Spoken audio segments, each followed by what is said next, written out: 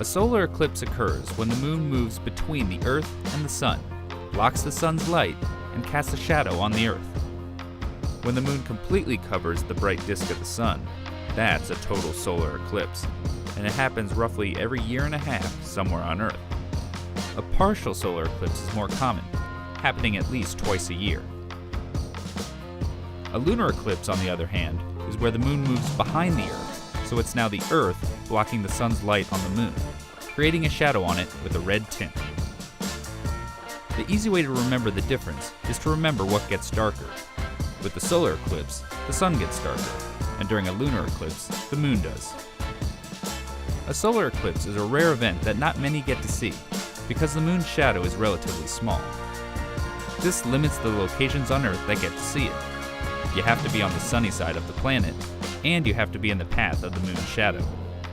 So, if you find your area in the path of totality one year, you've hit the jackpot, because on average, that same spot on Earth will only get to see a solar eclipse every 375 years.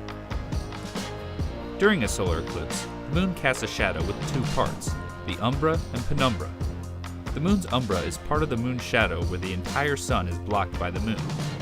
In space, it's a cone extending some 400,000 kilometers behind the moon.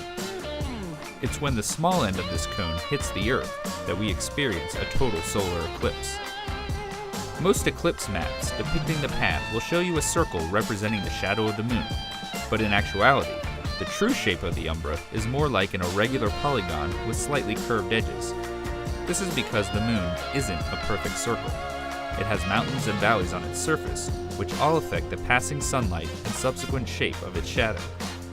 And scientists now have a greater understanding of the shape of the moon's surface, thanks to NASA's Lunar Reconnaissance Orbiter. The unprecedented level of detail from the topographic maps, photos, and other datasets has allowed us to more precisely pinpoint the regions on Earth falling within the path of totality of a solar eclipse. So, if you get the chance to witness a solar eclipse, always remember that our little moon plays a role that's quite large.